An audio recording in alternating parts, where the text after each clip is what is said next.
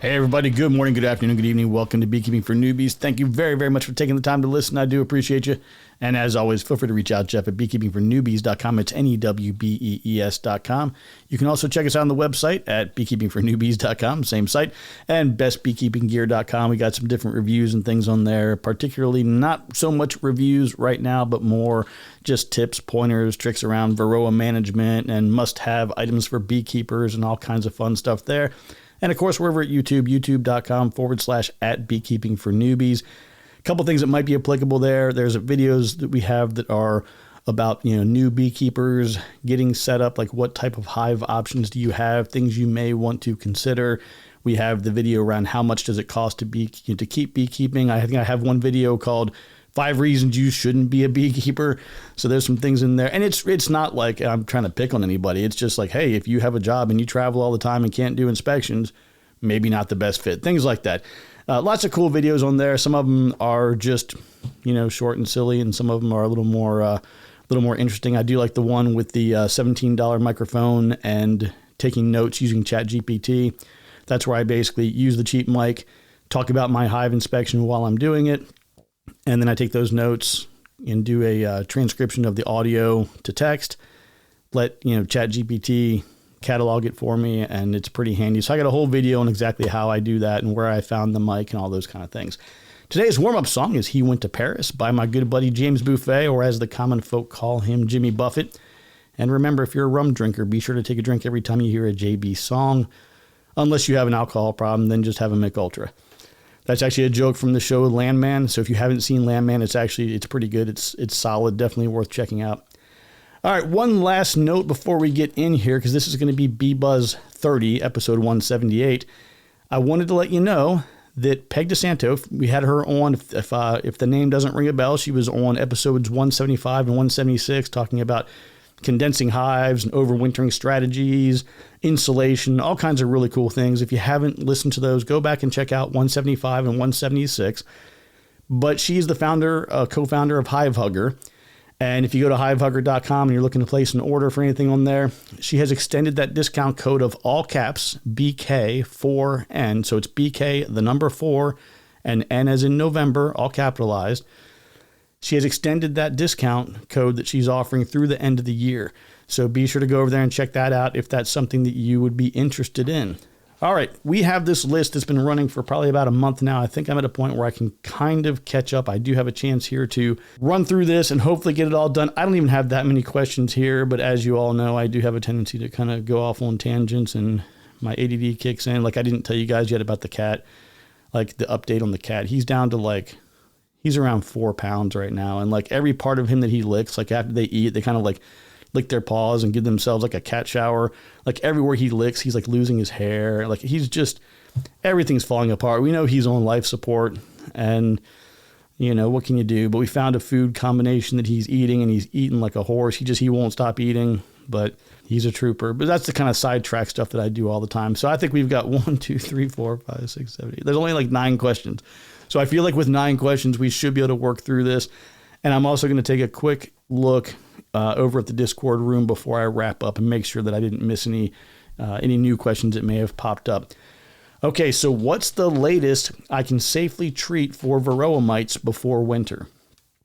I don't know if there is a textbook answer. Like I don't know if the makers of various oxalic acid compounds have stated anything around, hey, recommended usage between this temperature range or whatever. I can tell you what I've done. I hate to be a person who does something wrong and then tells you that it's okay to do so.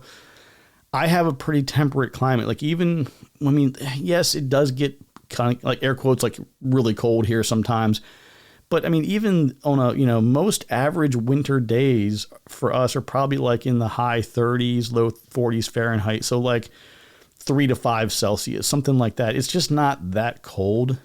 So what I really don't know is if I tell you like I've treated at all months, literally all months of the year I've treated before, and then for some reason that's not a good thing to do below a certain temperature, I wouldn't want to misguide you or mislead you on that. What I can tell you is that I have treated literally at every month in the year. I had a couple things I was playing around with, and I should have done this in some more of a scientific and kind of has some kind of methodology behind it. But I just had this idea one year, well, what if I just vaporize them while they're in the cluster, every once a month? So November, December, January, February, just hit them every month. Why not? The problem is I don't know. Was everything okay when I sent them into overwinter in November and they didn't need that? Or did them being in the cluster, did that interfere with anything? Did it make anything worse? I had no real way of testing it, so I can't honestly tell you if it's a good or bad thing to do. My mindset is kind of like if you had 4 hives of the same genetics and things are roughly the same. So maybe you take one of them, you stop the treatments in November and you don't treat again until, February, March, or April. Then you take the second one and maybe you treat that one every month. So you do November, December, January, February, March. And maybe you do your first mite wash in March or April when you can get into the hive and really look at things. And then maybe you have the other 2 that you do, maybe you alternate every other month. I don't know exactly the most scientific way to do that because you can't get in and assess things. Like if it were a warm time where you could safely open the hive and take out frames and do a wash and then say, wow, look, that this broodless period, because remember, broodless periods are a great time to treat with oxalic acid. And let me step back real quick. I probably should have mentioned this early on. Most of the treatments that are in the hive are going to be something that requires the bees to interact with them, obviously, right? If they don't interact with them, there's not a lot of way to treat unless it specifically targets whatever the bug or the mite or whatever it might be, the parasite. So when you're using the strips, it kind of counts on the bees walking across the strips. If you're using the oxalic acid vapor, it counts on the vapor moving through and then sticking to the bees. If you look at other things that are vapor-based, like your formic and other things that create a vapor, it would need to then move throughout and make contact with. So something obviously like formic, where it has its more strict temperature range, you wouldn't use that. Oxalic acid is what I was kind of thinking of when I was talking about this, but you also have to remember too that if you have a big tight cluster and you get all the treatment is around the outside, how much of it gets to the inside? That would be a question to ask. And then, of course, any types of strips require the bees to move across them, which they really aren't doing. So most of the treatment methods probably won't have any efficacy or very little. But if I did anything, like I said, I have in the past done the vapor. I just didn't measure it. So I really wouldn't recommend it unless the scenario that I would recommend, let's say you're going into the fall and you've been doing everything you can to get the mites under control. Maybe you hit them with something more aggressive and you got a good knockdown and they're on the right track, but you're just really afraid. Well, the good news is twofold. One, as they're going into winter, the brood should be going away and they don't have that place to reproduce. So that's step 1, which is good. And then step 2 being if you're going to continue treating, with a vapor-based type of thing like oxalic acid or whatever, you would still be able to use that if you wanted to. So I hope that this does not create confusion or there's too much ambiguity in what I just said. I guess the key takeaway of the whole thing is most of the treatments you'd probably use wouldn't be all that effective. And even if they were, you wouldn't necessarily be able to measure. But if there is study or research that has been done, like if somebody did research on this in Florida where they can open the hives all year long, that doesn't really count because they're opening the hives all year long. You see, that's where it's really tricky to figure those things out. You'd almost have to have some test hives and then try different things. And then at the end of the season, or at the beginning of the season, I should say, at the beginning of the season, as you're opening up and you're doing those first tests, let's say 1 April, then you look at the numbers across the board to see if the ones that you treated all winter made a difference. If this is not helpful, whoever asked this, if this doesn't answer and it introduces too much confusion, message me and I'll try and do a better job later on. Okay, next one. Should I treat for Nosema or other diseases in the fall or just focus on mites? The only thing I do is Varroa mites. That's the only thing that I'm testing, treating, and trying to address. If you see signs of dysentery, you see a lot of those kind of brown streaks going, and you suspect there may be an issue with either some kind of an infection, digestive infection, or Nosema, I definitely recommend doing it, testing for that and testing for the presence of that. And you can certainly treat for it. Sometimes these treatment things can be a little bit trickier to track down. A lot of them have to be veterinarian prescribed. So that is something I would recommend you do early on, is establish some sort of a relationship with the veterinarian to say, hey, look, I'm a beekeeper And there's a few different medications that you would have to prescribe if I have an issue. Would you be willing to help me with this? And just kind of get that lined up ahead of time. But I don't prophylactically treat anything that I don't see. So if I suspect American foul brood, I'm pulling everything out, burning it down. If I suspect something else, I make the adjustments within the frames, remove things, add things. But I don't just treat, for the sake of it. The next one, how do I know if mite levels are low enough for the colony to survive? So this is something I've talked to somebody about this. I think it was in the Discord room the other day, and it might not even been our Discord room, actually. There's another, there's one of our listeners who runs another beekeeping server. I should mention it. I just don't know if he wants it public like that, if he wants to have kind of referral-based kinds of things, or if he wants it open to everybody. I'm sure he's listening to this, so you know who you are. Let me know, man. Shoot me a message and let me know if you want me to put out the information for your Discord room so everybody can see it. But he runs a great room and lots of information, people all over the world, lots of funny things going on over there, good Q&A. And the question had come up over there around like, hey, I got this, this colony, and back in August, they said that everything was good to go on the mite counts. And that's good, thumbs up that your mite counts are good in August. But what I said to them was, hey, that's really cool, but what about March, April, May, June, July? Because, we talked about this quite a bit. I know some of you are like, God, Jeff, seriously, man, you're going to tell me the same thing again? I have to. So hugs and kisses, I love you, but I got to tell you this over and over again because it's this important. If you say I'm going to treat, like I heard somebody say the other day, like, oh yeah, they recommend that we do this treatment in November. It's like, again, cool, right? It's not that November is a bad time of year to be doing things. Just don't forget all of the other stuff for the 7 or 8 months prior to that. So we have March, April. You've got a lot of brood, and I'm talking, Northern Hemisphere here. So probably if you are in Australia, to all my brothers and sisters down under, hello, I hope you're all doing well. And New Zealand, of course, too. We got some New Zealand folks who listen. If you're down there, this is probably the time of year that you're getting really close to. Things are getting ready to start ramping up. You're going to have a lot of brood. And in that brood, the Varroa is going to be like, yes, this is where I want to be.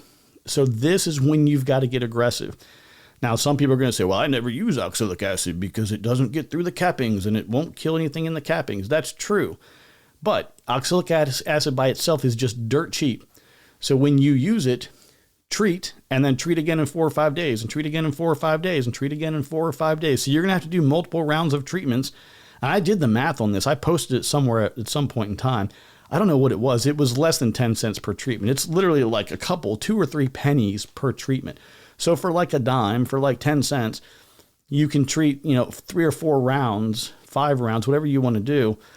And get anything that is still in the cappings will emerge, and you'll get them on that last treatment ahead of being capped. You'll get them beforehand, but you still have to be really aggressive with that in whatever your spring would be. If you ignore that in the spring, you're going to have all of these new workers emerge, and these drones particularly are going to emerge. And we talked about that in the last Bee Buzz episode, by the way. So if you haven't seen Bee Buzz or listened to Bee Buzz 29, go back and listen to that. We talked about drone comb and some of the things you can do with that as it relates to Varroa mites. But you're going to have all these emerging workers and drones that are, that have mites actively attached to them. And now they're spreading that within the colony. The drones that are drifting are also drifting into other hives. Mites are getting off over there. And you are becoming a problem. Like you are the problem child of your community or your apiary or your area or all of the above. But let's say that, you go ahead and you do a wash and you're like, coming right out of the winter, you do a wash and you're like, wow, we're at 12 per 100. That's a pretty high number, right? That's a lot of mites. And then you ignore it. You're like, they'll figure it out. And then you check again in, let's just say April or May. And you're at like 30. And you're like, we'll let them go a little longer. And then you hit June 15th, June 20th, and the numbers are through the roof. Like you've got like 48, 50, 60, whatever it might be, just tons of mites. And then boom, you formic pro them. You wait for that to go through its cycle. You start oxalic aciding them and you test them on August 1st and there's no mites. And you're like, man, my mite strategy kicks butt. We have 0 mites. Yeah. There was something I was going to say, but I forgot we do have kids listening. I don't want to get myself in trouble, but you're going to feel like, like you won, like you've got a little victory here. What you don't get to see is all the mites that have been feeding on your honeybees for the past 4 or 5 months.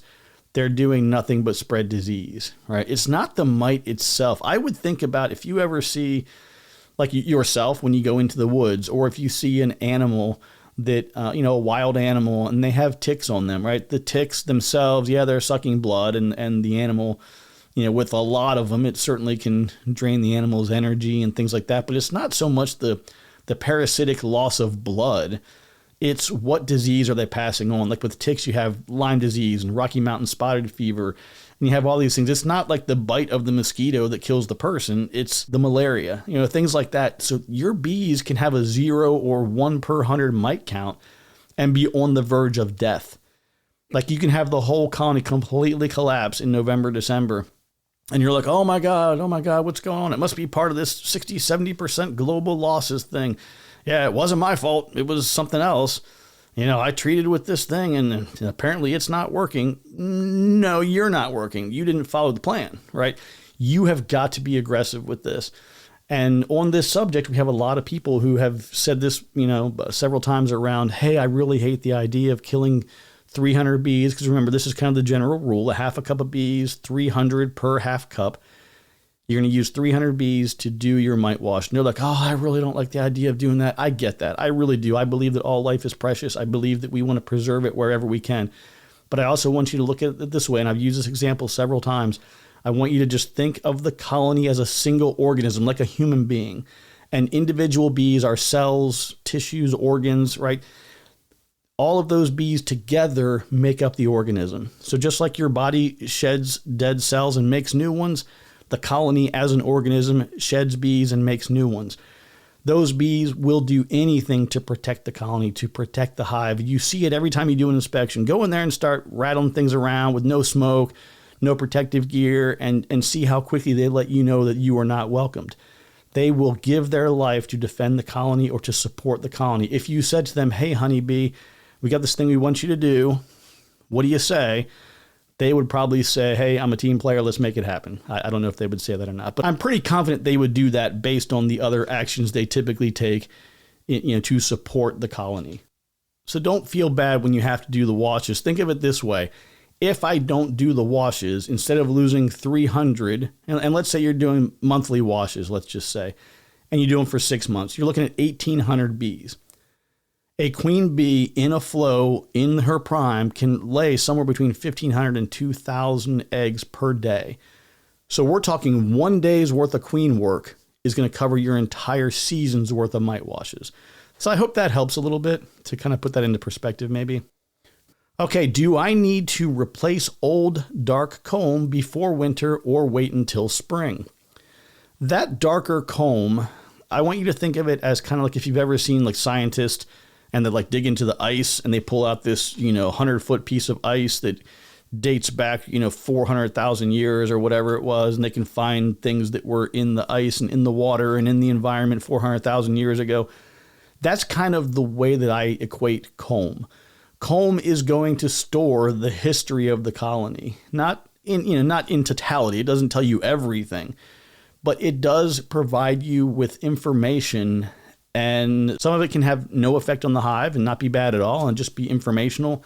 And other parts of it can be really bad. There can be components of disease and things that are basically trapped in that comb. So it is a good idea to cycle the comb out periodically.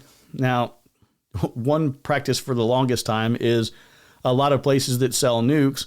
When they sell nukes, congratulations, you're getting the frame with the old comb on it.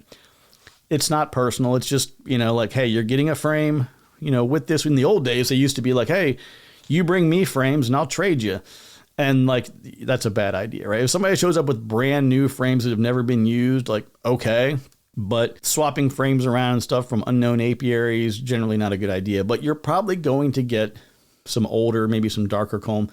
And don't think that just because you have dark comb that that's a problem. Like you don't open the colony on this brand new nuke and be like, what is all this dark comb? I can't believe you did this to me.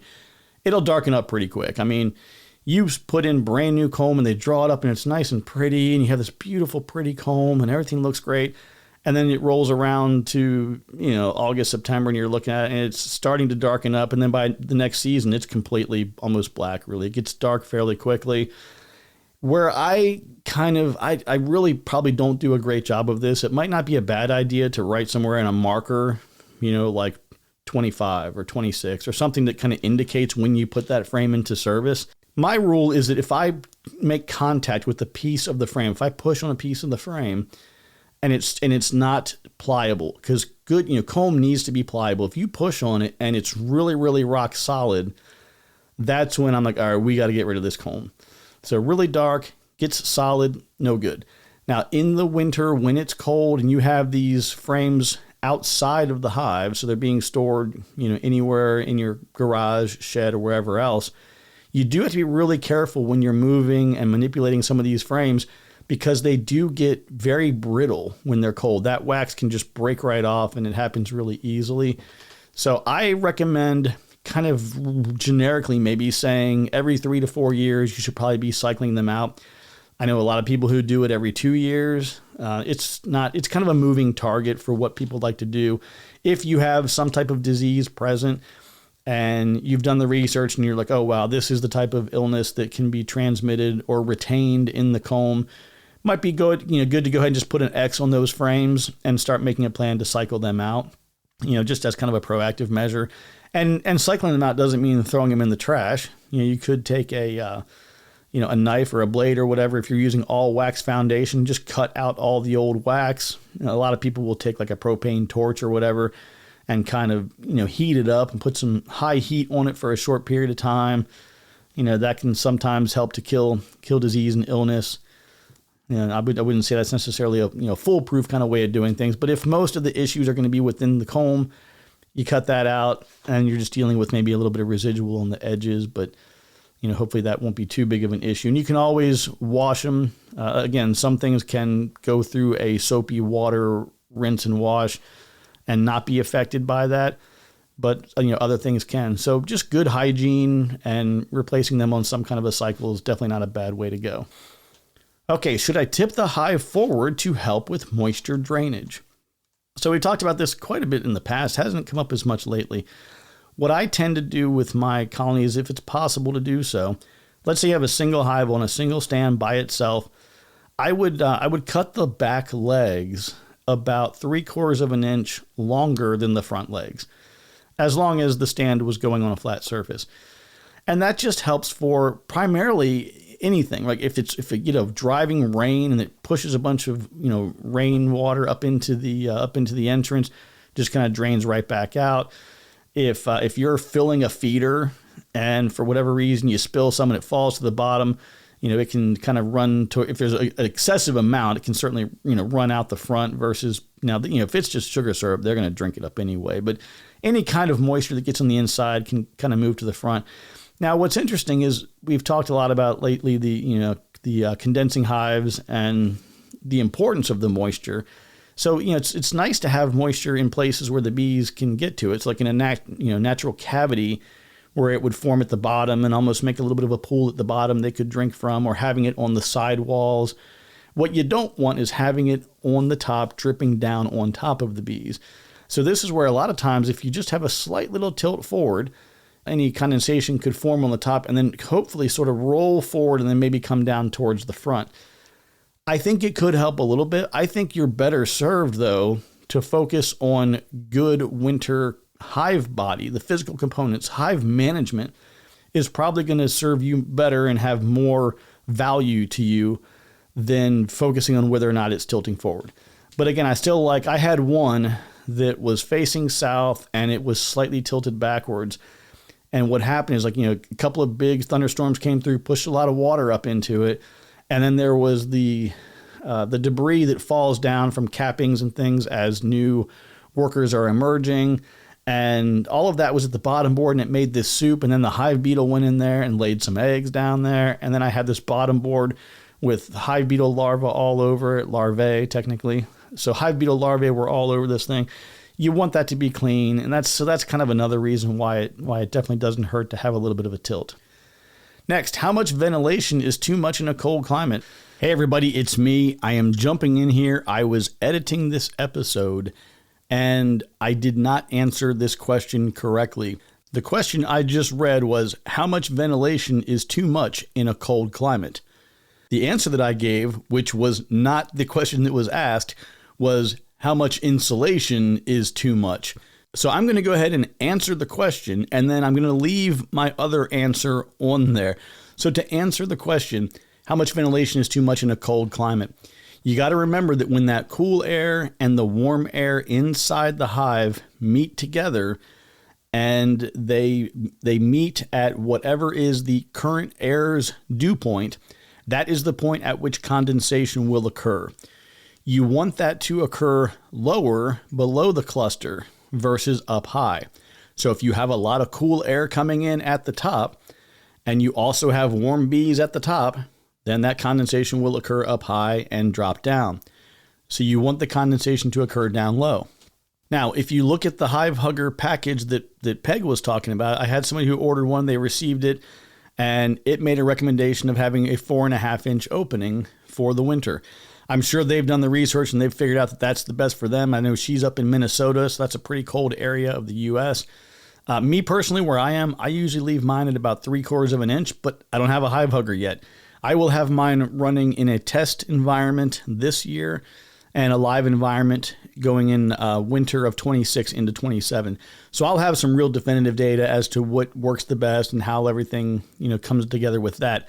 But I would say based on the recommendation from Peg that probably 3.5 to 4 inch range is probably going to be pretty good if you're using, an insulated hive like that. And if you're not using the insulated hive, I would definitely keep it a lot tighter, maybe like in that 3/4 of an inch or whatever the smallest entrance would be on a commercially available entrance reducer. Now I'll go back and you can hear me answer how much insulation is too much. I feel like you're not going to have too much. I think the recommendation, and we had Peg on just the other day, R10 on the sides, R30 on the top is a good target across the board. I think, you can definitely get away with less on the sides in a lot of places. Don't skimp on the top. If you want to go to R50 or R60 on the top, have at it. But at a minimum, probably R30, R40 will do in most places. And again, if none of that sounds familiar, go back and check out episodes 175 and 176. Should I wrap my hives with tar paper or insulation or leave them natural? So there's a lot of people who wrap them with a tar paper because, one, that was kind of all that was available to provide any kind of insulation years ago. But two, they would have a deep snow, and they didn't want the woodware just completely saturated in snow, all winter long. So they would do a wrap for that. I would defer to your local bee club and see what they're doing in your area. But if you're doing any kind of insulation, put your insulation inside and then wrap around that. But also try to see if you can make sure that whatever is on top comes over. So put everything on the bottom on first, whatever you're doing on the bottom and the sides, and then make the top wrap over and around that. That way you don't have moisture and things getting behind and then getting really nasty and funky, between the paper and the foam and the whatever kind of insulation you might have and the sidewalls of the hive bodies too, or the hive bodies themselves. Is it okay to move my hives closer to a windbreak this late in the year? I've not done this. I think having them near a windbreak is not a bad idea. See, the whole thing is those winter bees, a lot of them, some of them have foraged, a lot of them have never foraged. But if you move them in the yard 100 feet, 200 feet, 400 feet, you do run the risk that some of them that come out on a warm day, they end up going back to the other location. So a little bit of a risk with that. The two things I can recommend for you there is, one, move them earlier in the season, right? So obviously this is specifically asking right now, is it too late? Move them earlier in the season, or option two, move them somewhere else. And then, see, this is where it's harder because I was going to say move them somewhere else for a few weeks and move them back, but they're not foraging. So if they're not foraging, their lifespan is going to be extended for a very long time, which is the whole point of having winter bees. So you don't get to move them for a few weeks and then move them back and then everything is fine because the foragers who knew the old location are all dead. That's not the case now.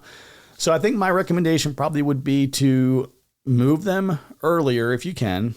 If you cannot, I would actually wait until it's a little bit cooler. Wait until those temps are, see if I can get my math right, So I think it's going to be 50, anything under 50. So 45, 47 degrees Fahrenheit. And then I think you're looking at like 8 or 10 Celsius, somewhere in there. Once those temperatures get down to, let's say, between 3 to 5 Celsius and 42, 45 Fahrenheit, they're not flying. That might be a good time to go ahead and move them. And then as you get through the worst of the winter and you're getting ready to get to the very beginning of spring, very end of winter time frame, then you can go ahead and move them back.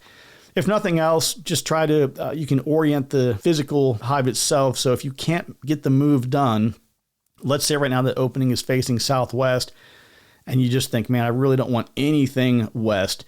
Just gradually rotate it, thinking of looking down from above on the hive and thinking about the hive body right now, if it was facing due southwest, and just keep rotating it on the horizontal plane, like a couple of inches every time over the course of a couple of days. And they'll, like I said, they'll figure it out. They'll reorient. Now, if it's a time when they're not flying at all, they will get a little bit confused, but at least they land back on the same box and there's no others around, right? If there's 10 of them around, it's going to introduce confusion. If it's just the one, it shouldn't be a big deal. Hopefully that answers the question. Can I open the hive in the winter without chilling or killing the bees? So your biggest risk typically with a lot of cold coming in, it's not so much the risk to the live bees as it is to the to any brood that might be in the colony. They aren't typically raising a lot of brood when it's really cold. They will occasionally, raise a little bit here and there, and they keep that close to the center and close to the cluster. The problem is they use a lot of energy to get the entire contents of their hive body or their cavity that they're in to a perfect temperature. And this temperature is going to have a range of somewhere between, in some more extreme climates, maybe as low as 50 Fahrenheit or so, the low 8 to 10 Celsius, and as much as 90 Fahrenheit. So 27, 28 Celsius, I think it would be. Is that right? I think somewhere in that range. So it's going to have a kind of a wider range. You open that up when it's, say, 0 Celsius, 32 Fahrenheit, you open it up, you're letting all that heat escape. And they will quickly begin to generate heat, and they've got to consume more resources, and they've got to work for a while to get that heat back to where it was. So is it going to kill them? No. If you open up and you look in, you're like, wow, look at that. A lot of cold air goes in. It's going to cause them to use more resources. And obviously that is what could potentially kill them, is if they have to use too much resource repeatedly because you keep having to go in to look at nothing. Because the whole thing you got to think about is, okay, it's January in the Northern Hemisphere. It's January. You open the hive, you look in, you see something. Oh no, what are you going to do? There's not a whole lot right now. A lot of people like to open it up because they like to look at the food stores and see where they are and start slapping pollen patties and different things on. I've made the argument several times. My position is, why didn't you do that 6 months ago? Like, you have literally the entire spring and summer to get them ready for the fall and the winter. Plenty of time. So get the job done at the time of year the job needs to get done. And that's kind of my advice there. All right, everybody. Well, finally, I have made it through what I guess has become a 3-part series on the bee buzz that I thought I would get done in one. Hopefully my voice is getting back a little bit. I'm still completely smoked and exhausted. Whatever this is just, it's in my lungs and it's wearing me down, and it's just a real pain. But we finally got through these questions. So now we got to figure out what we're going to talk about next, but we'll get something teed up for you here. Hopefully Thursday. If not, we'll talk to you again on Monday. If you have any questions, you know where to find me. Take care, be kind to one another. Remember that I love you, and there's nothing you can do about it. We'll talk to you soon.